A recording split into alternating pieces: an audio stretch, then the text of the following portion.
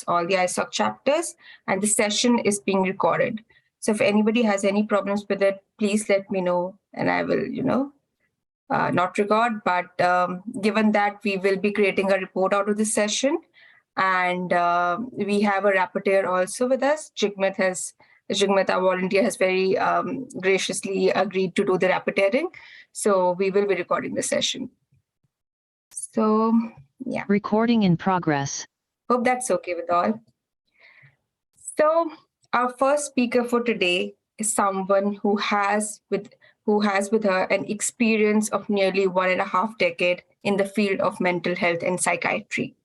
An expert in child and adolescent mental health issues, female mental health issues, depression, anxiety disorders, and other wellness disorders.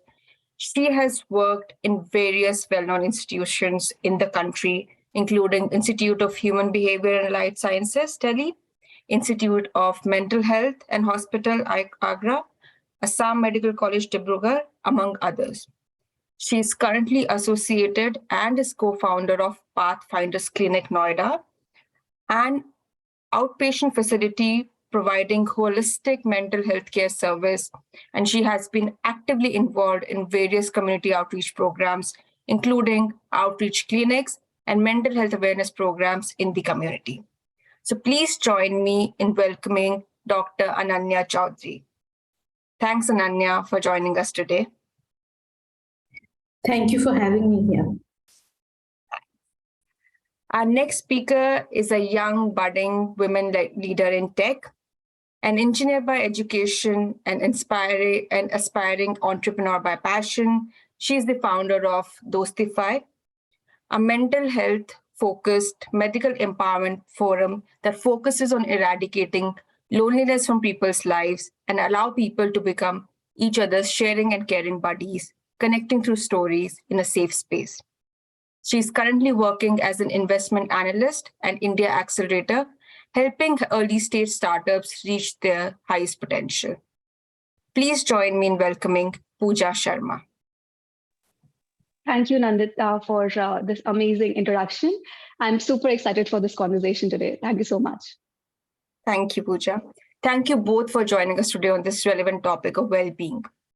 According to an international study on this topic, on the topic of how will changes in digital life impact people's overall well-being physically and mentally in coming decade, 47% of the respondents predicted that person's well-being will be more helped than be harmed by internet and digital life, compared to 32% who felt otherwise. Clearly, there's an expectation that internet and digital life will contribute to enhancement of overall well-being. But before leading discussion to that direction, I want to ask our panelists, how do they visualize future of human wellness? So let me begin by asking Dr. Choudhury on how do you perceive the future of wellness? Healthcare is actually a field which is highly influenced by the current level of scientific knowledge and technology. So if we think about how wellness has emerged over generations, I would say initially the focus of healthcare was just to prevent mortality, death. Subsequently, as there was evolution in science, it shifted to basically reducing the effects or the consequences of illness, to then moving on to early detection and treatment of health conditions. And over a period of time, currently our focus has been to prevent even the emergence of those symptoms which might lead to an illness in the future. So the focus has been on preventive aspects. So if we talk about the future, I would say we will be more focused on prevention of emergence of risk factors that may lead to illness, number one. Number two, so carrying along on this thought, what I would feel is that we're going to be more concerned of preventive aspects, which means that we're going to be more focused on having a healthier lifestyle, having more regular routines, having those things which may prevent those. Secondly, it's going to be a generation of more preventive checkups. Then treatment will obviously be there, but we'll be more focused on preventive aspects. Secondly, what I feel is that there's going to be a shift from hospital-based care to more treatment in the community. Then another thing which I feel is that there's going to be increased awareness among people. In that case, it may be due to internet and all of that. There's going to be more awareness about illness and healthcare and wellness. So, and I'm primarily being from a mental health field, I would say there's going to be more awareness about mental health issue. I would also feel that there are going to be significant shift of focus, not just on healthcare, but on mental health care. And there's going to be significant problems of healthcare and mental health care in the future. I hope we'll be prepared to face that. That is a question that I have. Then the other thing which I feel is that in the coming time, there is going to be increased role of technology, internet, all of those in healthcare, in terms of consultation online, because we have realized that over a period of time, not all health consultations need to be physical. A lot of them, especially in mental health care, can be done online. So there's going to be a shift from physical to online. There's going to be significant use of different apps for monitoring of your health in terms of like maybe blood pressure, heart rate, sleep, mood, everything. And also I feel that there's going to be increased use of technology in healthcare, including like robotic surgeries and many other things like that. And there's going to be a significant interaction and coordination among various healthcare sectors to provide health to people. So this is in a nutshell what I can imagine. Thanks for sharing your perspective on that, Dr. Choudhury. Of course, like definitely we agree to a lot of those points. But I would like to now hear thoughts of our other speaker, Pooja. Pooja, what do you think about, when you think about the future of wellness and well-being? I absolutely loved what Dr. Ananya said right now, how wellness and mental health would be affected in the coming times.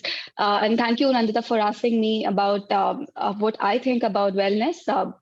Being a person who has been, having a technology background, what I can imagine the future is I would start by a small story, a small incident that happened to me some time back. So I happened to attend an event of your story that was called She Sparks event. What happened over there was I met a founder of Expand.ai. What she does is she basically automates data and she makes things easier, and she makes things automated for people. Like she makes lives easier for people by embedding technology into their lives. My only question from her was, yeah, everything is going good. We are hum evolve kar rahe hain as species, and we are moving towards better future. But I just have one question. That is, where do you see the humanization part of it? The human connection, the emotional part of it. How it would be affected. Does it justifies how we were born, how we were brought up, and now where we are going towards? I feel जितना ज़्यादा हम लोग evolve करेंगे, जितना ज़्यादा technology will be intertwined into our lives, it will definitely make our lives easier. For example, ChatGPT in the coming times, but it would somewhere down the line affect our creativity and a lot more when it comes to wellness. So yeah, that's something I would like to share. No, completely agree on that perspective.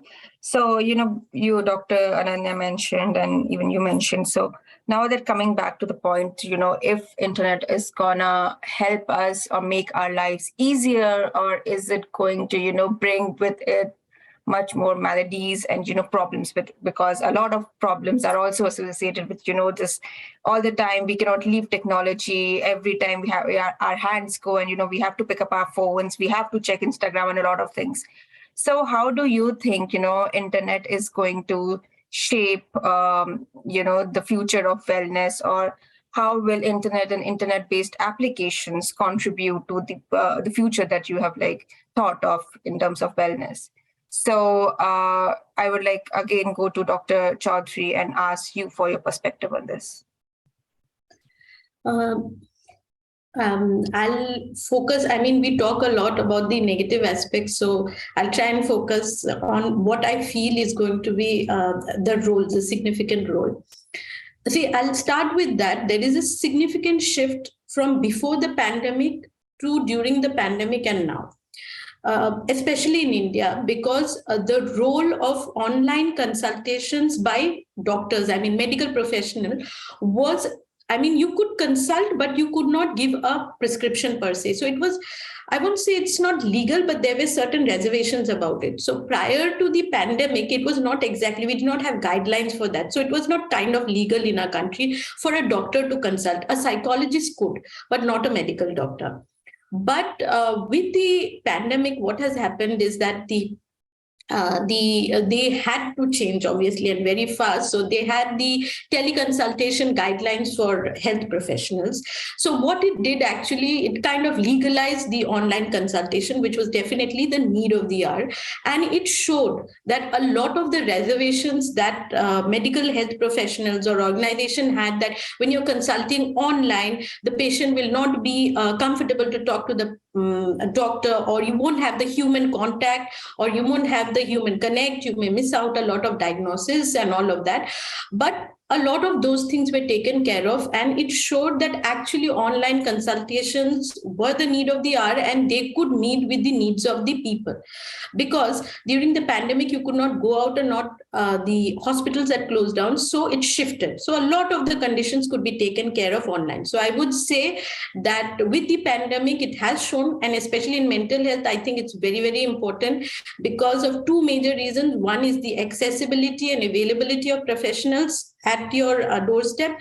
Secondly is also because a lot of people are not comfortable going out and meeting the doctor physically unless they have a rapport. So what I feel is that definitely online consultations has been a big thing, and I think it is still continuing.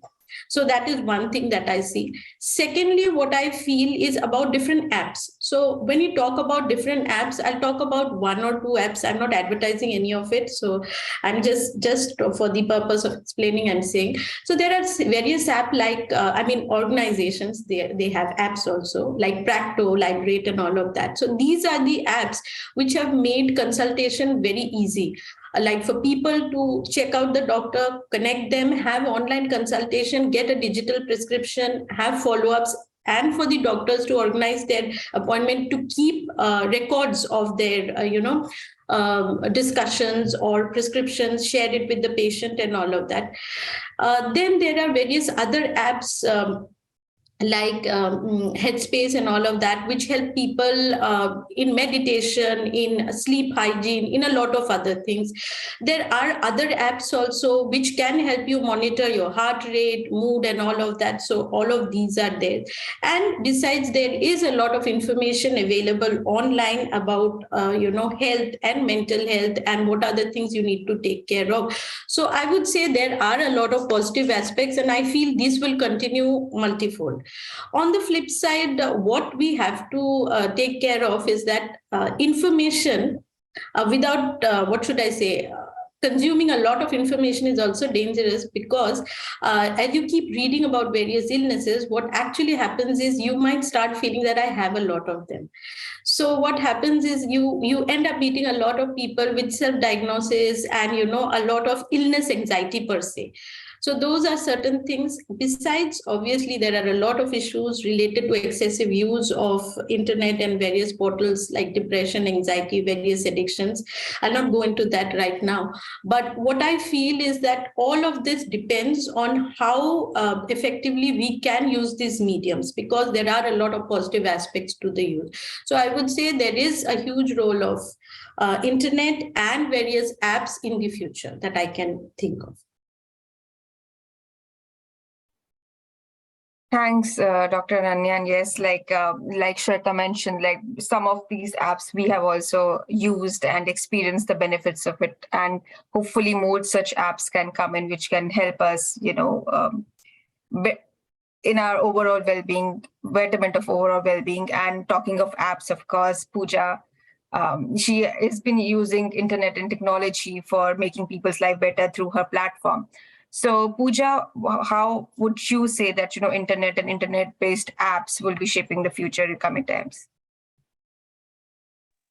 So then Dr. Ananya said, they rightly said, people coming up with the self-diagnosis and, coming up with a lot of mental health issues, even by reading the blogs or thinking of, coming across a lot of mental health issues, they tend to develop issues in themselves. So I can't, I just related to it so much that back to the times when we started Dostify, or I would say Confidus, we used to we used to match clients with the psychologist, and most of the clients that came to us had self-diagnosed themselves by using Google or something else.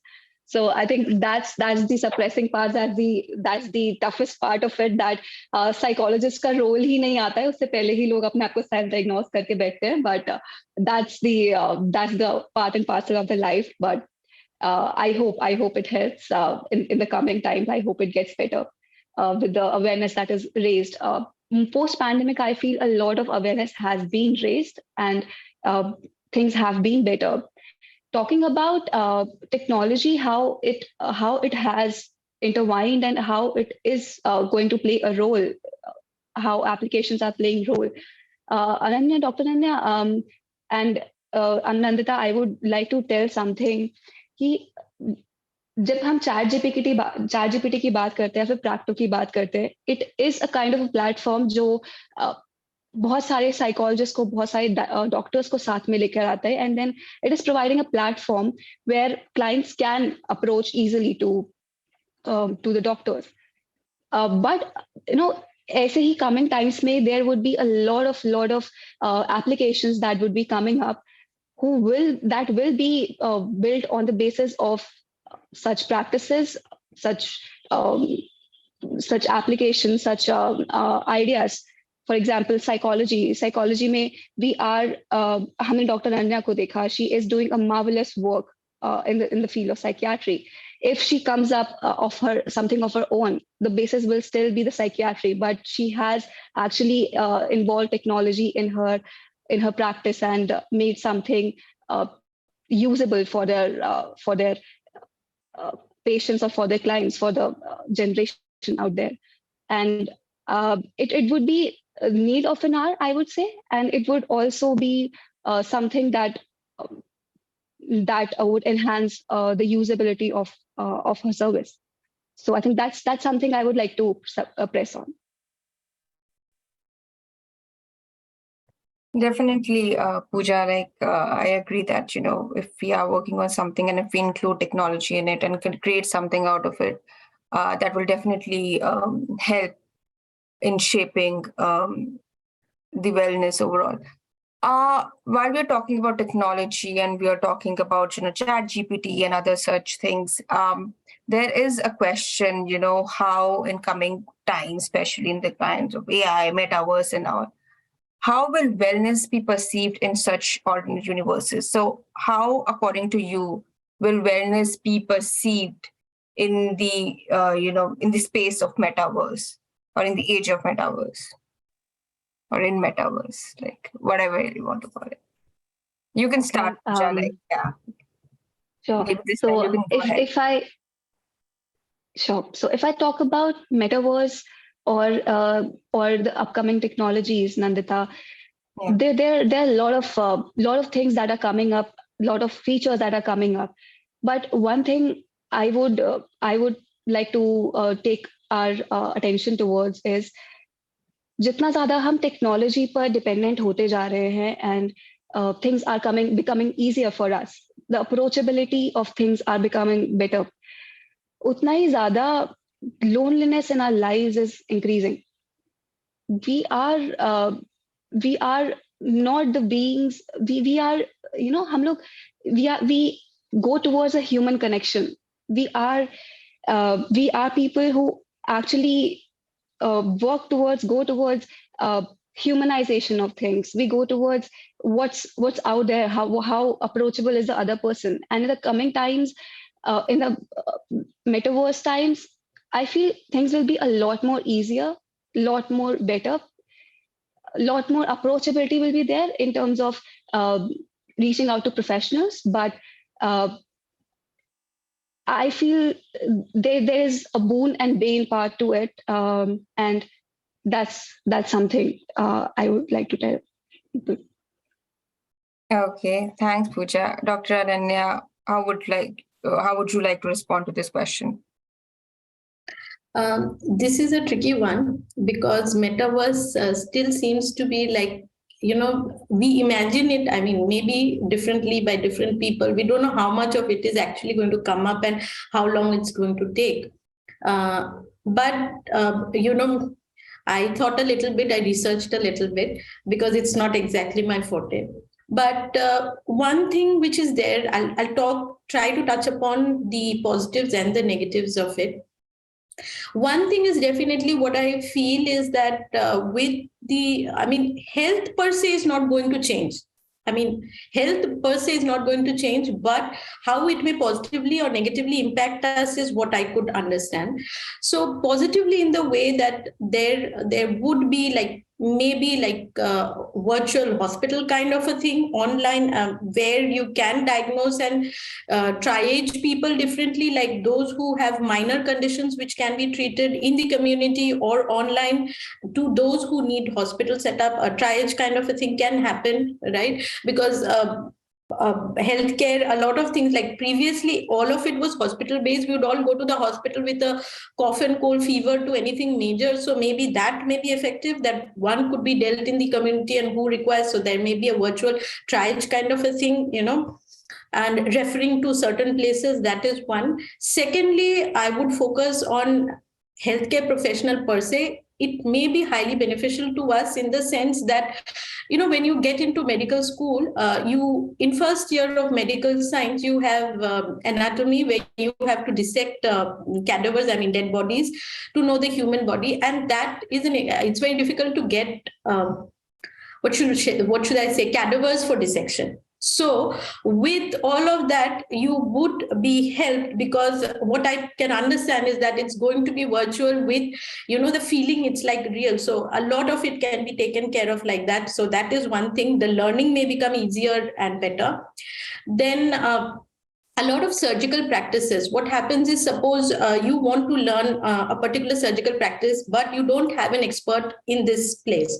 So usually what used to happen is you would watch the surgery online or something like that, but you still don't get the feel, So maybe with that, the learning will become easier, when you're, with the expert may be situated far away, but you may be able to learn it here in a way which would be more real. So what I feel is that will be very important. Secondly, in terms of data sharing, sharing of information, that may become very easy.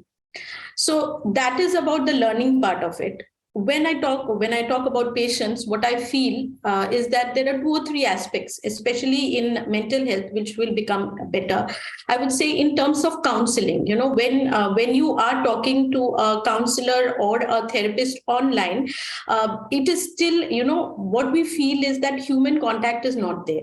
But maybe with the metaverse, the feeling may be as if you're sitting in the same room with the person. So, it will become more effective, I would presume, for the therapist and for the patient.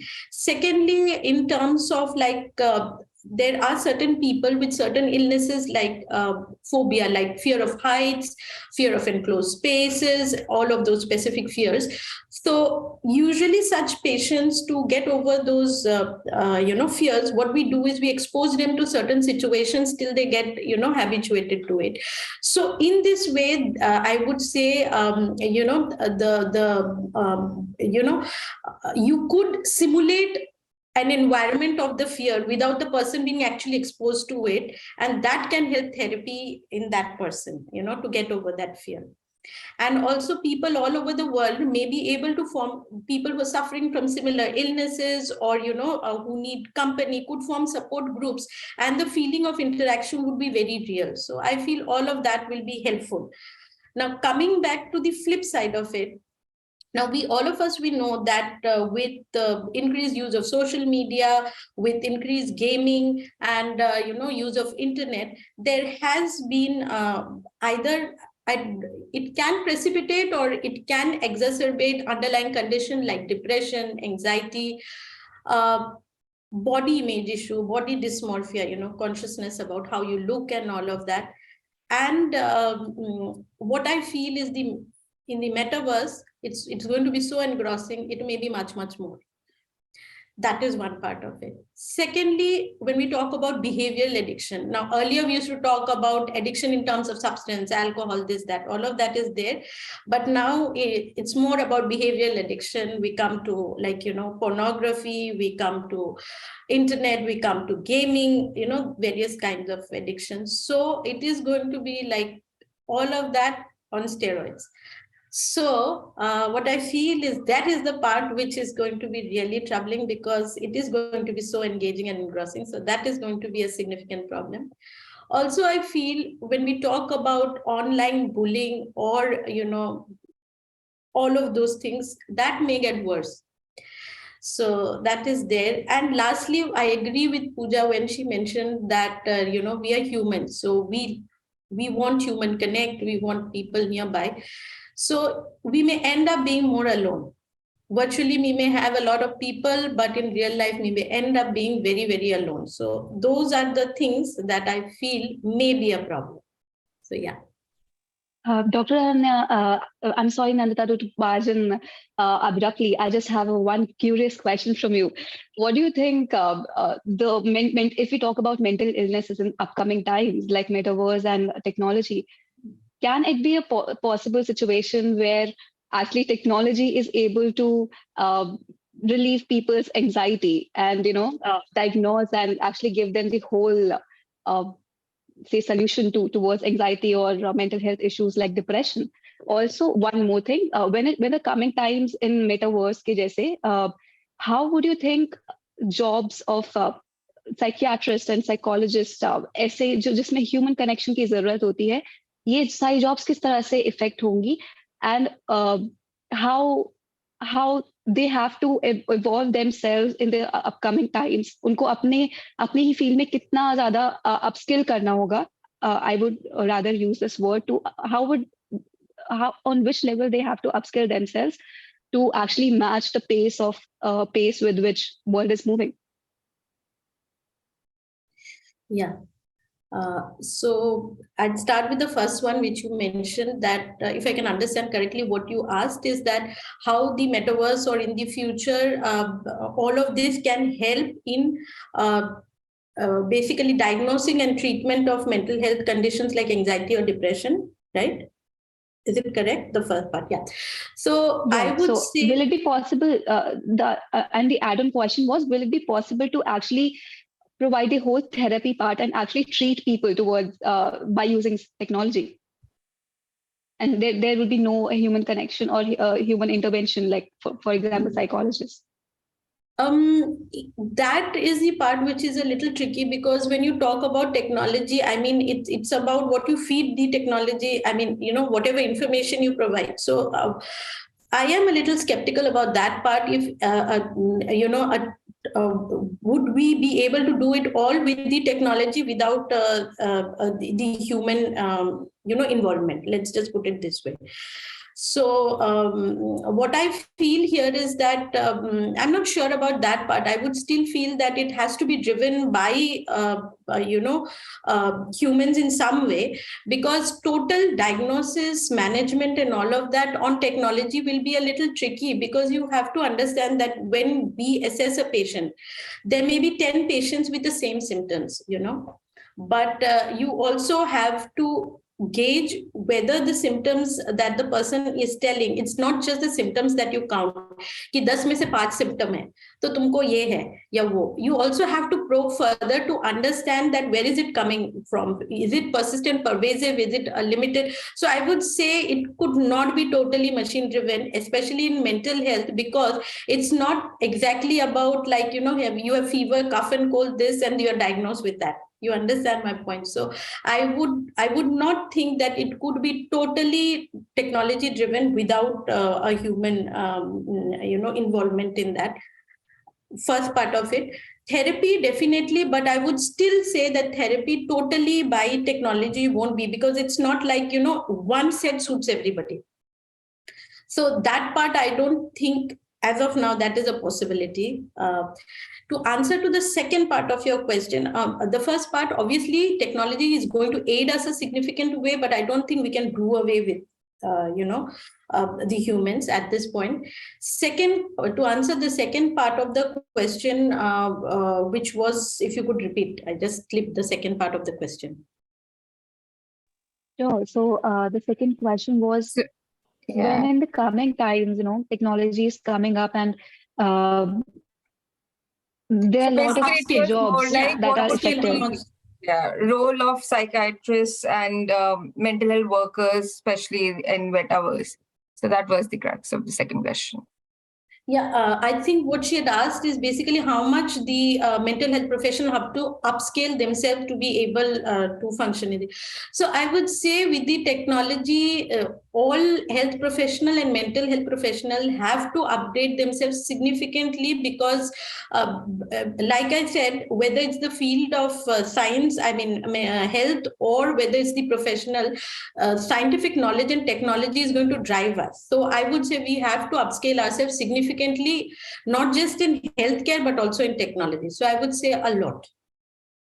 Do you think I it guess, will affect Pooja, we the will jobs have as these well? questions in the Q&A round. We can first finish the Sure, moderated sure. discussion and definitely move on to Q&A. I'm sure a lot of people would be interested in, asking similar questions. So, yep. So, we are talking so much about, human touch, humanism, and people, and how it is important. So here, the role of community definitely plays an important part. And in this regard, I want to know, how can organizations like ISOC, or like ISOC India Mumbai, or all of our ISOC chapters play in promoting that human wellness in future? Like, how can we as community come in and play our part? So, Dr. Choudhury, probably you can start with this one. Yeah. So in that aspect, I would say, in a way, there can be about contribution to the community and future. I would say one is, of course, having different kinds of discussion, which will bring about a lot of topics and then possible solutions. One is that. And obviously talking to people from different fields. Like if I come from healthcare and mental health care, I may be geared in a certain way. So a mix, like somebody like Pooja may have a different perspective. So I would say discussions, interactions with multiple people, and various people in the community about what I feel the need may be very different from a consumer point of view, right? So I would say a lot of discussions from different people to find out different problems and their possible solution. One is that. Secondly, having various kind of awareness campaigns, I would say. I don't know how you all do that, about maybe the positive role of technology, also the problems which may be associated with technology if not used effectively. And of course, I would say mostly creating awareness, interactions, maybe some research. I don't know. Maybe those are the fields in which contribution can be there. Thank you. I agree. And that is why we are having this interaction, because we definitely feel that as community, this is a discussion which really needs some focus at this point in time. What is your views on this, Pooja? I feel the ecosystem that you're creating out there, and how every other individual is contributing to this ecosystem, how it is evolving, and making people aware about what's happening what's happening out there in the world, and what's the upcoming trend, how it is going to affect people's lives, is something that is really, really important in today's time. And of course, discussions like these and contribution, different perspectives towards the similar thing is taking us towards a better future. And we can actually come up. There are a lot of people, a lot of entrepreneurs, a lot of psychiatrists, a lot of lot of engineers that could come up with the solutions towards such problems that they would come across while having these discussions. I would like to press everyone's attention towards one thing. जब भी I feel हम सब ने कभी ना कभी dating apps use करे ही होंगे in our lives, right? When we talk about dating apps, there is something called excitement. There's something called life that is out there that is waiting for you, and you are very excited towards to meet a lot of people, to actually have those discussions, have those interactions with strangers. But when it comes to the cringiest part of it, having random messages from strangers, and having a lot of people to talk to, and still having no one where you can feel that connection, I think this is going to affect a lot in the coming times. But I feel internet society like yours, organization like yours, when we have such discussions, and you bring awareness through these discussions, we can actually go towards better future, and people can actually think about mindfully using apps and not mindlessly going towards anything. That's a fair point to end your point on. So thanks, Pooja. And with this, we are done with the moderated part of the discussion. But now I would like to invite Prateek Pathak for moderating the Q&A. So Prateek is the founding president and volunteer with ISOC India Mumbai Chapter.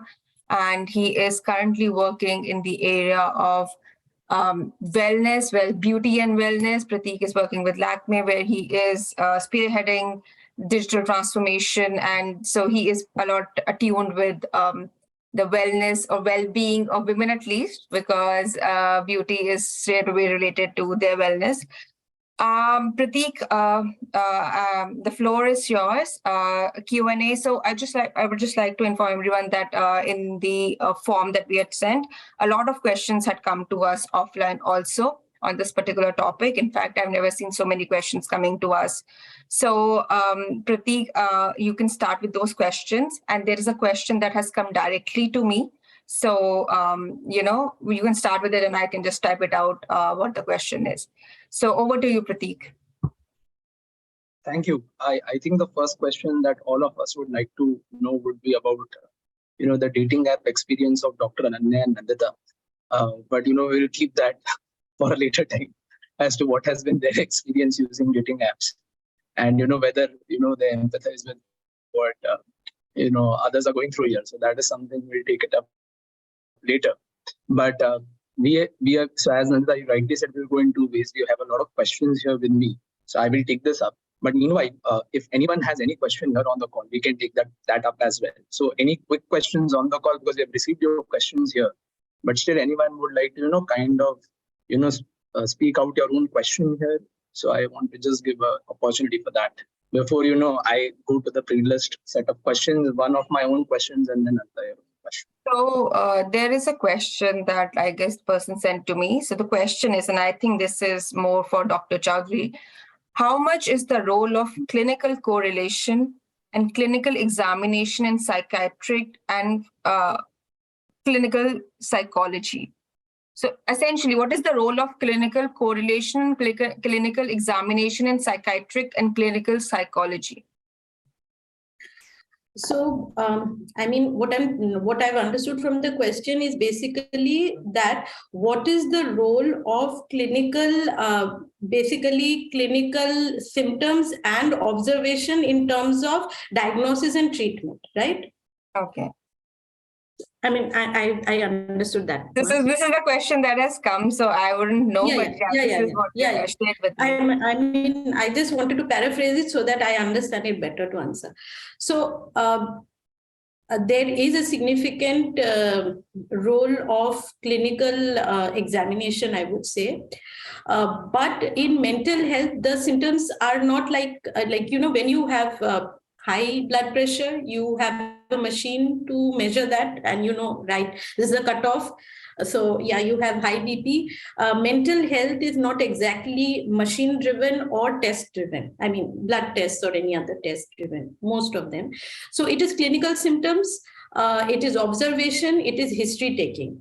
So of course there is a role. It's not about you have, like I mentioned earlier, that you have 5 out of 10 symptoms, so you have a diagnosis. It's not so simple as that. So I would say there is a significant amount of significant importance in terms of history taking from the patient and from the family, observation, and of course evaluation of symptoms and all of that. So I would say there is a significant role of clinical assessment, observation in diagnosis and treatment, both in from the psychiatrist point of view and psychology point of view, I would say. Yeah, thanks so much, Dr. Choudhury, for that. Back to you, Prateek. Like, you can begin with the questions. And meanwhile, if anybody has any question, you can please feel free to put it in chat or raise your hands, whatever works. Hi, actually, can I just speak in?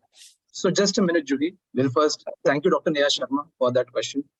Neha Sharma is on the call, so thank you for that question. We'll just move to Juhi. You have a query? Yeah. So it's just a thought. So I recently wrote an article for the newsletter which talks about artificial intelligence in mental health. And I just wanted to ask, so when usually people who are suffering from mental health, when they reach out to a psychiatrist or counselors for help, I always used to think that, when someone is actually going through mental health, that is not the first thing that comes to their head. Like, for example, if I am a person who is suffering from mental health or depression or any kind of serious issue, I am not in a situation to even talk to the closest people who are around me, or someone from my family whom I completely trust or I'm comfortable sharing my thoughts. So I just wonder how people actually go and people would be in a mental state to reach out to strangers who are counselors, sitting there for that only. I understand that it's a good thing to, respect the privacy and people can just, keep it to themselves. It's usually between the counselor and the client. But I don't think people who are suffering at that point, for example, we see suicide cases also, that you are not in that state at that point of time. So to actually reach out to counselors who are strangers and then explain and then expect that sort of help, which will actually help you to gather your thoughts. So I think that's where I think technology will play a very big role. People, I don't think it would be as difficult to reach out to strangers as it would be to reach out to internet or technology. So yeah, that's just one thing I wanted to share. Thank you, Juhi. I think that's an interesting comment there. And definitely one thing what technology does is ensures that it reduces communication barriers. At least it provides you opportunities to reduce a communication barrier.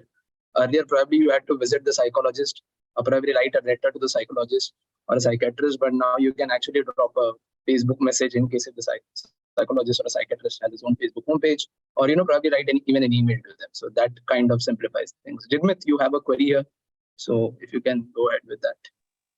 Hello everyone. So a question popped up in my mind.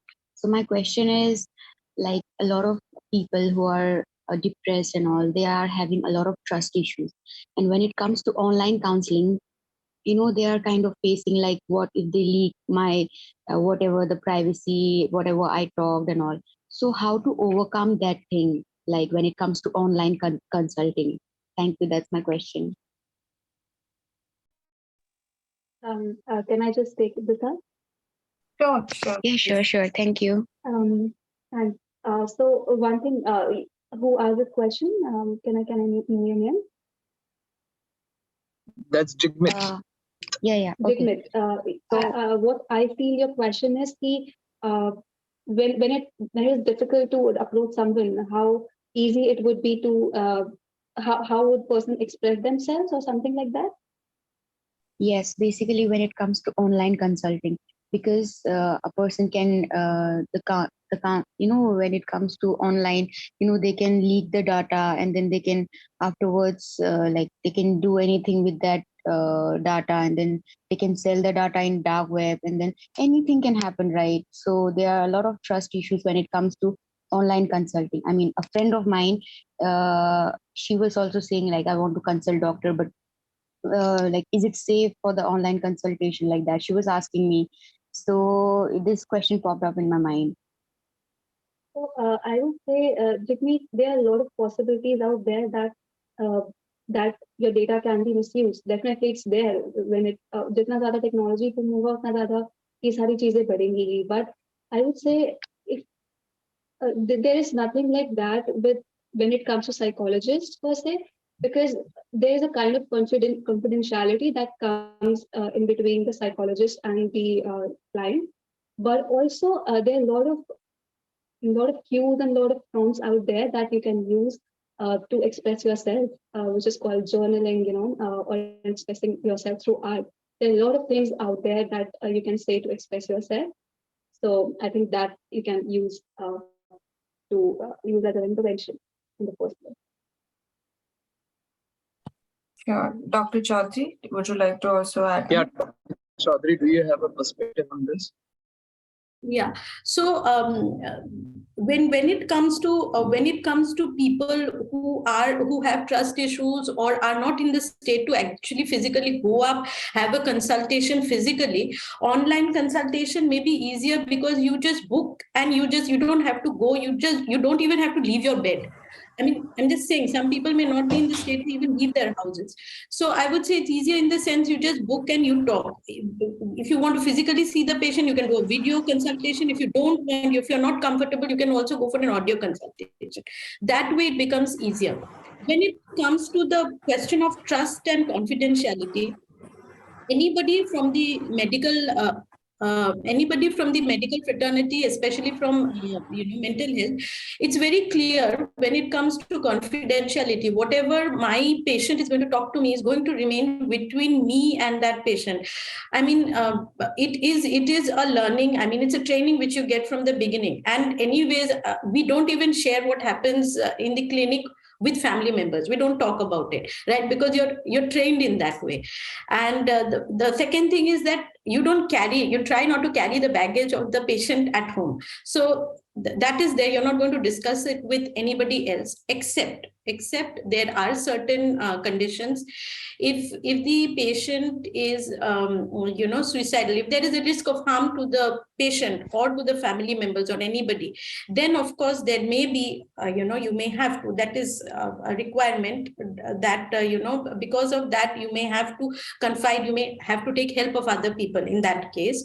Or if there are serious legal issues, somebody is going to blow up someplace, obviously then there is a breach of confidentiality. Other than that, whatever you discuss with the doctor or with the therapist is confidential. It's not going to go out.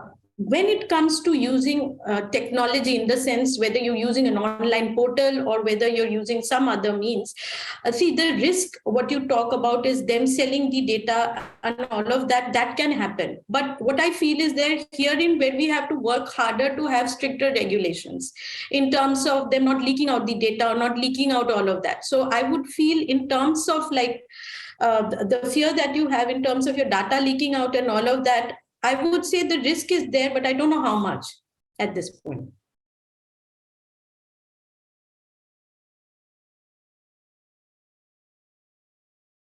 Jigmeet, has that answered your question? Thank you, Dr. Choudhury, for your perspective here. Thank you. Yeah, so Jigmeet, just one thing here.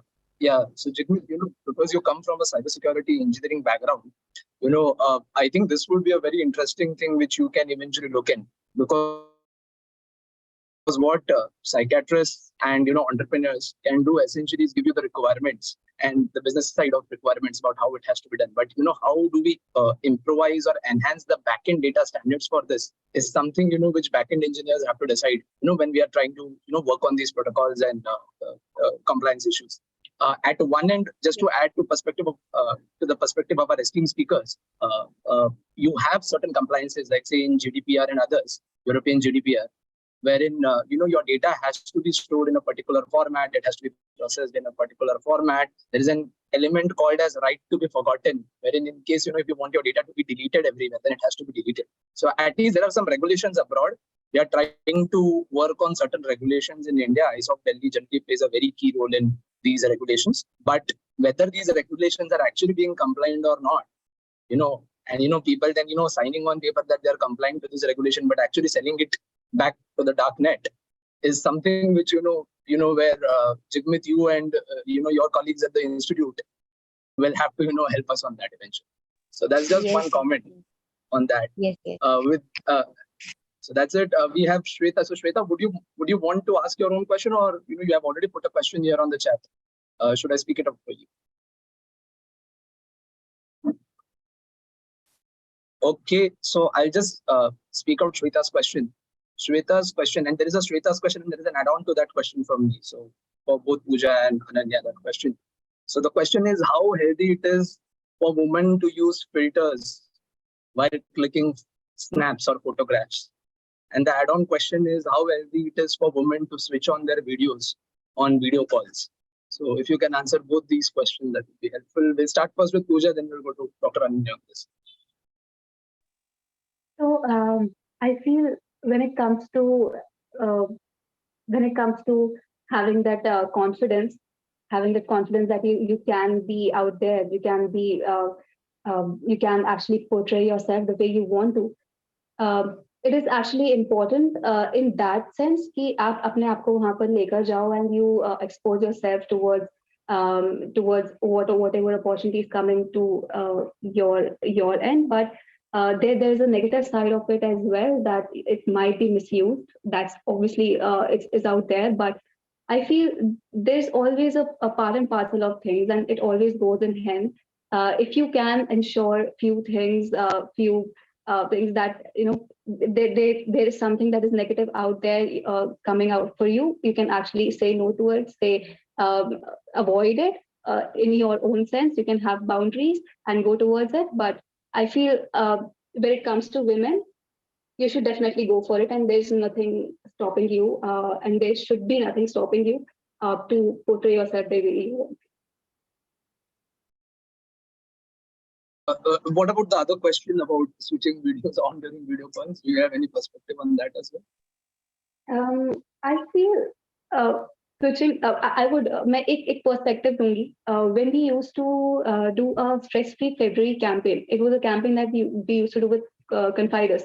So Confiders is my platform. जहाँ पर हम पहले it was Confiders, now it's Dostify. We have rebranded in last 2022, August 2022. तो उसमें हम क्या करते थे कि that we used to go live in every February. हर दिन हम live जाते थे, and people used to come up and talk about their issues. So there were few people who were very, conscious about coming on video call and coming on Instagram, where public is out there, and people would be judging them on the way they are speaking or the way they are portraying. There might be some confidentiality. Might be some safety issues as well. But ultimately, it comes down to what you want to do in life and how you're perceiving things. If you're perceiving like there would be something negative out there, मेरे साथ कुछ गलत होगा ही होगा, there might be endless possibilities. But ultimately, you cannot safeguard yourself every time. You have to have certain boundaries and move towards it. So people come in there towards the end of the campaign. One positive thing that happened was people come in there, and they were switching on their videos, and they were actually portraying themselves, and they were out there, basically. So I feel that definitely you should keeping some safety measures in hand, and just go for it. Thank you. Dr. Ananya, your perspective on this? Yeah, I wanted a clarification of the question. The question is like about women using filters while taking the photograph, right? Something like that. And Yes. women coming, Yes. video call, switching on the video while on video call. Something like that? Yes. Yeah. So two different things. One is earlier, women would do makeup and come on the call. Now, what some young girls are doing is, they will apply a filter. Everyone is doing, not only young girls, everyone. Okay. Yeah. Okay. You stand corrected, Pratik, not young girls only. Even maybe Pratik must be doing sometimes. My background to just show how old I am. I'm not that old actually, but essentially, we try to put a filter or a mask. Yeah. So the question here is, how healthy it is to put a filter or a mask, when you especially click photos for public social media platforms like Instagram. So that is one. And second thing is, this is one common conversation in the men world, maybe for good or for bad reasons. Generally, what happens is whenever we have conference calls, even in office or even at home, and even like this call itself, where if you see, the majority of participants are in fact women. Women have a tendency to not, still come on video cameras. So is it something? So sometimes, and definitely there are genuine issues, like you're doing something else, while family doing this call. But sometimes, these can also be viewed as, personal self-esteem issues. So how healthy are, these things? So when it comes to like using filters and all of that, I would say to each their own.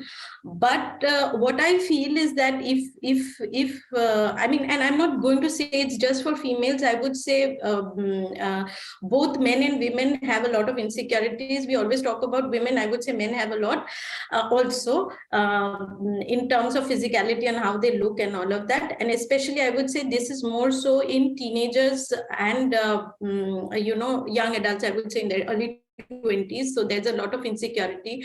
So I wouldn't say how healthy it is to use filters and all. I would say it's okay, but I would say if it is a constant struggle that you have in terms of you're always insecure about how you look and all of that, I would say then that is a problem, definitely, right? And secondly, what I would say is that women coming on video call, I would say that we have to reach the point A to point B.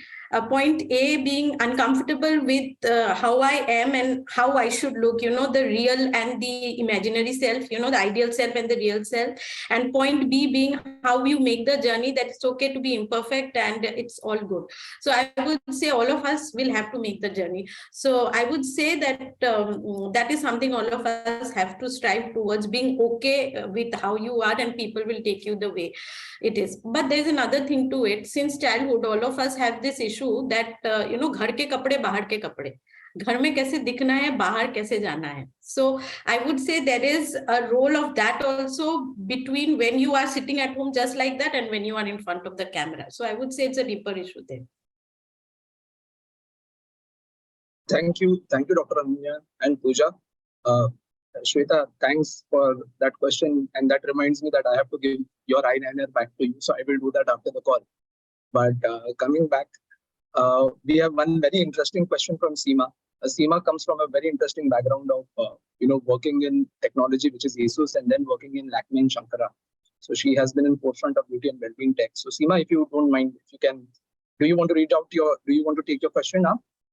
So if you can speak your question now, or otherwise, should I read it from the chat? So what do you see now?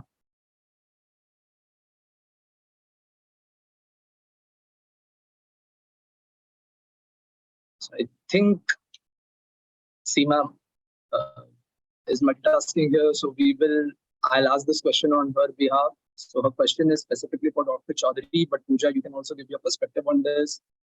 So Seema's question is, how do you see the role of alternative healing therapies, such as osteopathy, that do not rely heavily on technology evolving in the age of AI and machine learning? So essentially, in her question, to simplify her question, in the age of technology, where you have a lot of data about every individual, how will alternative healing therapies evolve? So we'll start first with Dr. Choudhury, then we will move to Pooja first. Yeah, so coming back to that, osteopathy is, I just opened it up. Osteopathy is a way of detecting, treating, and preventing health problems by moving, stretching, and massaging a person's muscles and joints. So basically, what she meant is that being physically present and role of all of those therapies, alternative therapy, as compared to AI and machine involved in the treatment. I would say the role of alternative healing therapies will be there. I mean, none of them are replaceable. You cannot replace one with the other, I would say. Every one of them is going to have their own role. Only thing, maybe the accessibility, maybe the approach is where the technology will intervene. So I would say there will be a role of alternative healing therapy which do not require AI or machine. I would say that. Pooja, Any thoughts on that? Maybe virtual cuddles or something of that sort. I absolutely agree to what Dr. Ananya said, Pratik, that all these therapies are irreplaceable in their sense.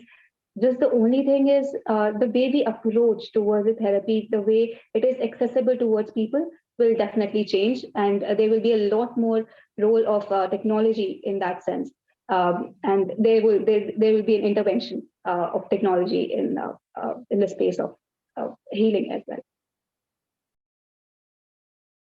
Great. So I've just one last question from myself. Here we are done with all the questions. We have actually, in fact, We lot more are questions. about time, Pratik. So yeah, please make it quick. Yeah. One quick last question.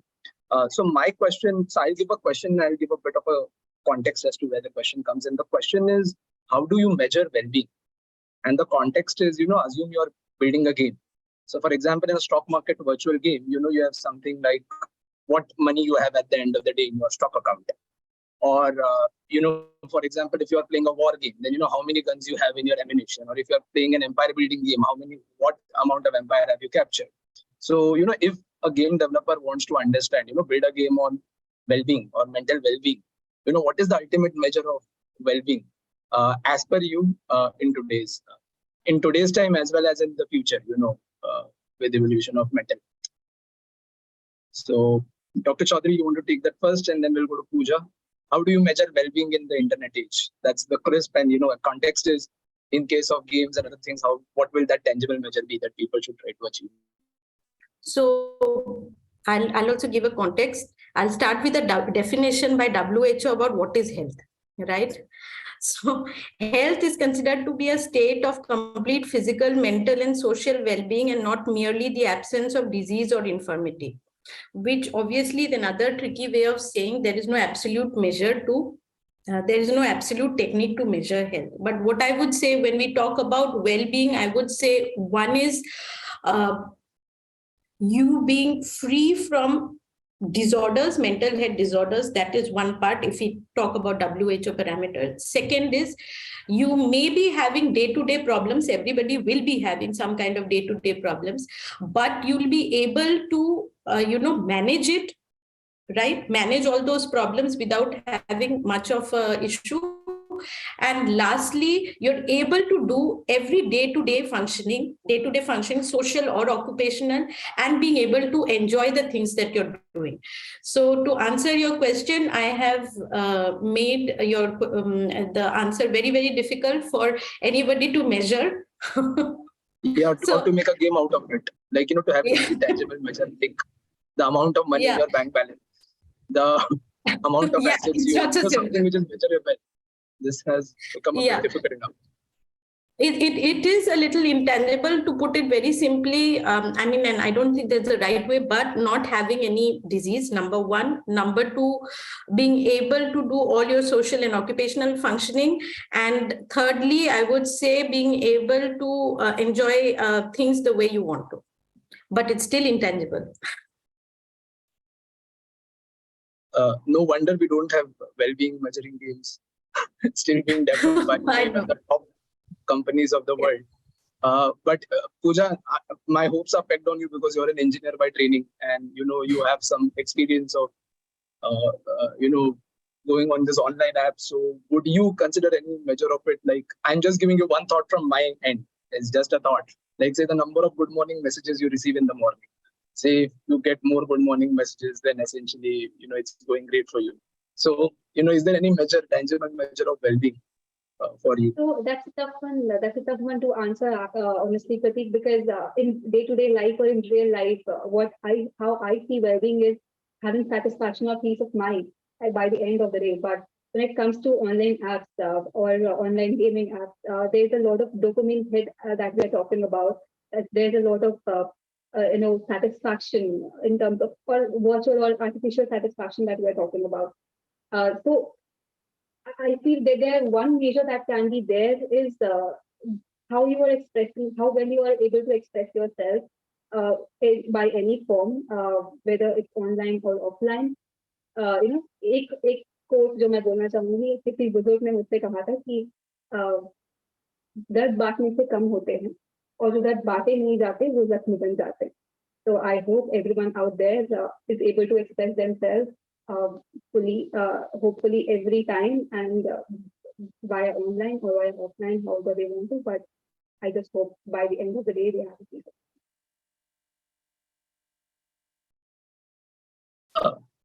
Thank you, Pooja, for that. Maybe if I could just interrupt, actually, there are various scales for measuring well-being and all of that. There are scales to measure that. I mean, those can be used. How truly but is there a platinum scale for measurement? No, I don't think so. There will be different scales. Some of them have been authenticated by various studies and all of that. So some may be more accepted in that sense. But those are clinical scales. I don't know how much they are applicable in real life and how much a person will truthfully respond to those. True. I think that's a very on a hopeful note, somewhere, someday we will definitely have a measure of well-being. And the way we talk about our credit scores, we'll also be talking about each other's well-being scores. And, probably that will help us, to be with better people, because, we can, if, a person's well-being score is not up to the mark, then we might realize that maybe this person might not be compatible. But this is far away in the future, it seems, because well-being still seems to be a very intangible thing, and a lot of things have to be worked out, as has been rightly pointed by Pooja and Ananya both. There has to be an emotional angle to it. There has to be a human touch to this measurement, which Pooja has rightly emphasized in her various conversations, as well as what Dr. Choudhury has said, that even maybe behavioral psychologists and psychiatrists are still somewhere closer to understand as to what would constitute well-being, if not in tangible terms, but at least in intangible terms. But, technology also has to support it somewhere. And, a lot of work has to be done at the technology backend to, support the well-being requirements of people. So with this, I will now, Nandita, I think, thank you for inviting me to moderate this session. It was an absolute pleasure to do so. With this, I will hand over the stage again back to you. Thank you. Thank you so much. And now we are already, I know, over time, but I would like to invite Juhi to deliver the vote of thanks. Juhi? Yeah. All right. So 1 second. Yeah. With this, we have come to an end of our discussion, and the event would be remiss by not thanking the people who were involved in the event. I would first and foremost like to thank our speakers, Dr. Ananya Choudhury and Pooja Sharma, for taking out time to share their thoughts, insights, and perspectives with us. Thanks to Jolly McAfee for live streaming this session across more than 100 ISOC chapters across the world. Thanks ISOC advisory members Shweta Kokash and Pratik Pathak and Chapter Secretary Nupur Vij for supporting teams' outreach and coordination efforts. Thanks to Chapter President Nandita Koshal for leading the effort on coordinating the event. Special thanks to volunteer design team Valentine Melekudi for creating the beautiful poster, and Seema Rampura for leading and guiding the design effort. Thanks to volunteer Jigmeet Dolkar for rapporteuring for the session. And last, but by no means the least, audience and volunteers for attending the session and enriching the corpus of discussion by asking those questions. With this, we'll end the session. But first, please stay back for a click. Yeah, and thanks, Pradeep, for moderating this discussion, and Juhi for delivering the vote of thanks. I would like to take a click. So all of those who can switch on their cameras, if you can do it, it would be great. No pressure, but I know all of you are beautiful. Yeah. Later. Yeah. So I'm so happy to see everybody's faces. Yeah, beautiful. And so let's go 1, 2, 3. Smile, 1, 2, 3. Yay, I've taken a click. Thank you so much. And I've never seen so many faces, on video. Thanks, Shweta, for that question. I think it really helped. So, and Dr. Choudhury. So thank you so much. And I wish everyone a great Sunday and great night for me. And thank you so much, Dr. Choudhury and Pooja, for sharing your thoughts. It was a great session and we really enjoyed. Hopefully we can have another such session in coming times. Thank you so much. Thank you. Thank you for having me. Thank you. Thank you. Thank you. Stop the recording.